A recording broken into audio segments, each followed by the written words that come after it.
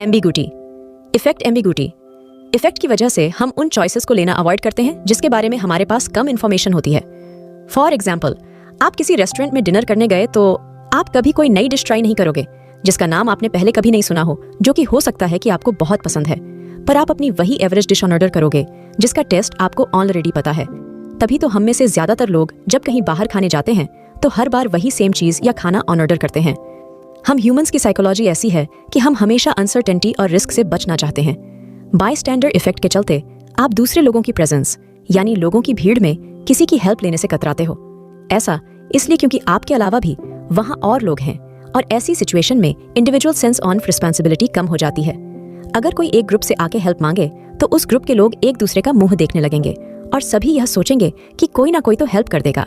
वहीं अगर कोई आपसे पर्सनली हेल्प मांगे तो इसके बहुत हाई चांसेस है कि आप उसकी मदद कर दोगे। The Pygmalion effect. Pygmalion effect और रोजेंटाल फैक्ट कहता है, जब आपकी खुद से एक्सपेक्टेशन बढ़ जाती है तो आपकी परफॉर्मेंस भी इंक्रीज होकर बढ़ जाती है। फॉर एग्जाम्पल, अगर आप खुद को टारगेट दो कि आपको 1 साल के गोल्स 3 महीने में पूरे करने हैं तो आप खुद नोटिस करोगे कि आप नॉर्मल से ज्यादा हार्ड वर्क कर रहे होंगे और ऐसा होगा भी कि आप वो 1 साल के गोल्स को 3 महीने में अचीव भी कर लोगे। The ostrich effect. कैसे?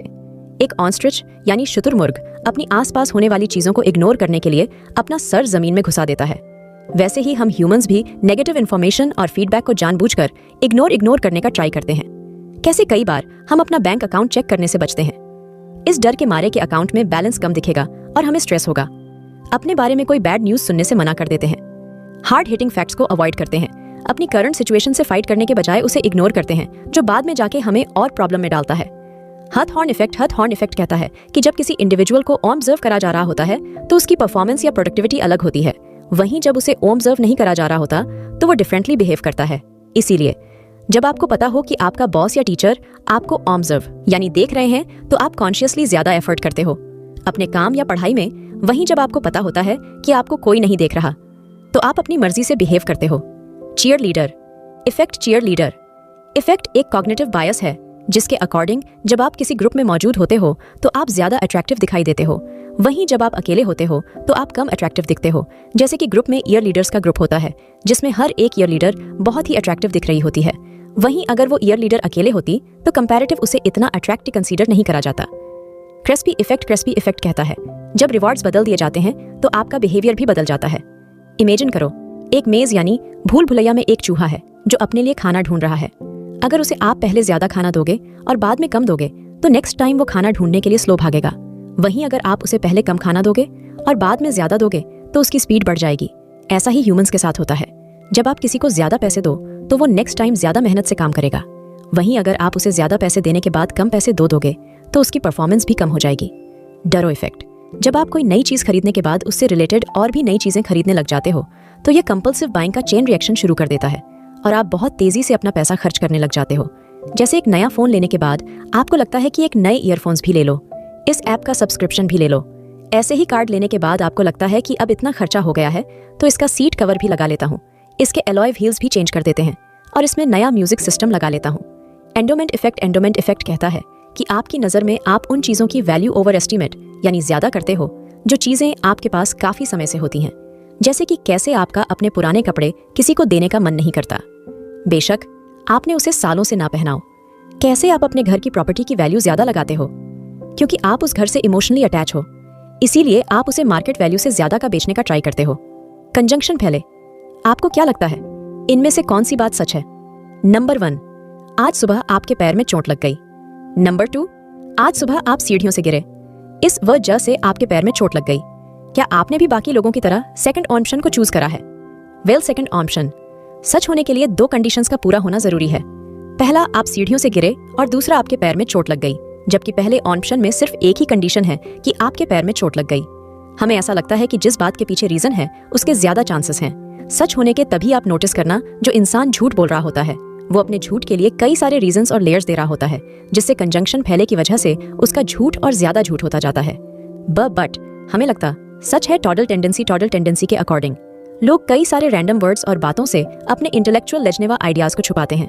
कई सारे पॉलिटिशियन, बिजनेसमैन, एथलीट्स इस टॉडल टेंडेंसी का बहुत अच्छे से यूज करते हैं। अगर कोई एथलीट गेम हार जाता है तो उसका जवाब ऐसा ही होता है, हमने बहुत मेहनत करी, पूरा हफ्ता प्रैक्टिस करी, we are a good team, हमसे कहीं मिस्टेक हो गई। But we tried hard game में तो हार जीत लगी रहती है, जबकि एक्चुअल फैक्ट ये है कि वो गेम हार गए। लेकिन वो ऐसा नहीं चाहते कि आप उन्हें लूजर्स की तरह देखो, इसीलिए वो ये सारी बातों से गैप फिल करते हैं।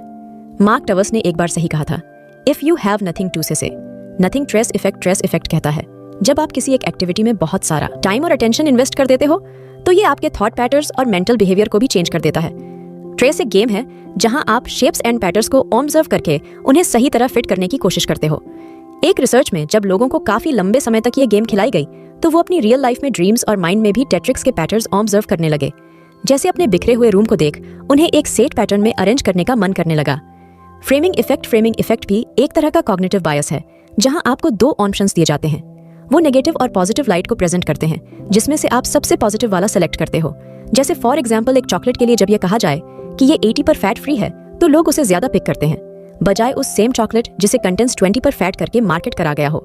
नेगेटिविटी बायस कहता है कि हमारा ब्रेन नेगेटिव इन्फॉर्मेशन को रिटेन करने यानी संभाल के रखने में ज्यादा एक्टिव रहता है, बजाय पॉजिटिव इन्फॉर्मेशन के। फॉर एग्जाम्पल, आप कभी किसी पार्टी में गए जहां 10 में से 9 लोगों ने आपकी तारीफ करी और बस एक पर्सन ने आपके बारे में कुछ नेगेटिव बोल दिया, तो आपको घर जाके उन 9 लोगों की तारीफ याद नहीं रहेगी, बस उस एक पर्सन की नेगेटिव बात आपको बहुत परेशान करेगी। एंड ऑन हिस्ट्री इफेक्ट के चलते आपका ये बिलीफ बन जाता है कि आप अभी जो भी हो आप आगे भी वैसे ही रहोगे। लोगों को लगता है कि उन्हें जितनी भी पर्सनल ग्रोथ करनी थी वो ऑलरेडी कर चुके हैं और वो फ्यूचर में ज्यादा इवॉल्व नहीं हो सकते, जबकि रियलिटी इससे एकदम अपोजिट होती है। आपको अभी शायद ये नहीं लग रहा होगा, लेकिन टाइम के साथ आपके बिलीव्स चेंज होते जाते हैं, जो आपके एक्शंस को चेंज करते हैं और आपको ग्रो करने में मदद करते हैं। दी स्पेसिंग इफेक्ट के अकॉर्डिंग सबसे इफेक्टिव लर्निंग तभी हो पाती है जब आपके पढ़ाई के सेशंस के बीच गैप होता है। एक रात पहले पढ़ के आप कुछ याद नहीं रख सकते, वहीं अगर आपके स्टडी सेशंस डिवाइडेड हैं, यानी आज आपने जो पढ़ा उसके बाद उसे अगले दिन पढ़ा, फिर उसके अगले दिन रिवाइज करा, ऐसा करके आप उस इन्फॉर्मेशन और नॉलेज को ज्यादा लंबे समय तक के लिए याद रख पाओगे। द डिकॉय इफेक्ट कहता है जब आपके सामने 2 ऑप्शंस मौजूद हो और फिर एक थर्ड ऑप्शन को इंट्रोड्यूस करा जाए तो उन दोनों ऑप्शंस के बारे में आपके व्यूज बदल जाएंगे। मार्केटिंग में इस माइंड ट्रैप को बहुत यूज करा जाता है। जैसे मूवी थिएटर्स में स्मॉल और लार्ज पॉपकॉर्न के बीच एक बड़ा प्राइस डिफरेंस होता है, जिससे कि ज्यादातर लोग स्मॉल पॉपकॉर्न ही पिक करते हैं। लेकिन जब आपको ऑप्शन दिया जाता है मीडियम पॉपकॉर्न का, तो आपको लार्ज इतना महंगा लगना बंद हो जाता है। आपके माइंड में ये आता है कि ये मीडियम से बस थोड़ा ही तो महंगा है। एक्चुअल में ये डिकॉय इफेक्ट के चलते हो रहा होता है। रिएक्टेंस बायस, जब भी हमारी फ्रीडम चैलेंज हो रही होती है, हमारे माइंड की एक साइकोलॉजिकल टेंडेंसी रिएक्टेंस बायस एक्शन में आ जाता है और हम वो करना शुरू कर देते हैं जिस चीज को करने से हम ह्यूमंस को रोका जा रहा होता है। इसीलिए जब भी हमें कोई कहता है यह काम मत करो, हमारा उस काम को करने का और भी मन करने लगता है। एक्शन बायस में आपको कोई ना कोई एक्शन लेने का अननेसेसरी प्रेशर फील होने लगता है, जबकि कभी कभी कोई एक्शन लेना वाइज ऑप्शन होता है। फिर आपको ऐसा लगता है कि जैसे कि कुछ गलत हो रहा है और आपको एक्ट करना चाहिए। द इल्यूजन ऑफ एवरेजेस, जब भी हम 2 या 2 से ज्यादा चीजों का एवरेज देखते हैं तो हमारा माइंड नेचुरली सभी ऑप्शंस को बराबर डिस्ट्रीब्यूटर देता है। 4 नंबर्स का एवरेज अगर 5 है तो आपके दिमाग में नेचुरली वो 4 नंबर 5555 ही आएंगे, बल्कि रियलिटी कुछ और भी हो सकती है। वो 01010 भी हो सकता है। फॉर एग्जाम्पल, अगर आप कभी किसी इन्वेस्टमेंट को देखो जिसका एवरेज रिटर्न 15 है तो हमारा माइंड नेचुरली ये सोचता है कि हर साल रेगुलर 15 पर के रिटर्न्स मिल रहे हैं, जबकि यह सच नहीं होता। कभी रिटर्न्स बहुत ज्यादा है, कभी बहुत कम, उन सभी का एवरेज 15 पर होता है। पोस्ट हॉक फैले हमारे ब्रेन की नेचुरल टेंडेंसी है एक इवेंट को नेक्स्ट इवेंट के साथ कनेक्ट करने की, क्योंकि हमारा ब्रेन हर जगह पैटर्न बनाने की कोशिश कर रहा होता है। अगर आपने रात को कुछ खा लिया और सुबह आपका पेट खराब हो गया तो आपके दिमाग में आएगा कि यह जरूर रात के खाने से हुआ होगा, जबकि रियलिटी कुछ और भी हो सकती है। यह सब होता है पोस्ट हॉक फैले की वजह से, जहां हम एक इवेंट को दूसरे इवेंट के साथ अननेसेसरीली कनेक्ट करके देख रहे होते हैं। तो अगर आपको यह वीडियो अच्छी लगी तो वीडियो को लाइक और सब्सक्राइब बटन पर क्लिक करके इस चैनल को ग्रो करने में सपोर्ट करो और बेल नोटिफिकेशन ऑन कर लीजिए ताकि आप आने वाली वीडियोस मिस ना कर पाओ। Thank you for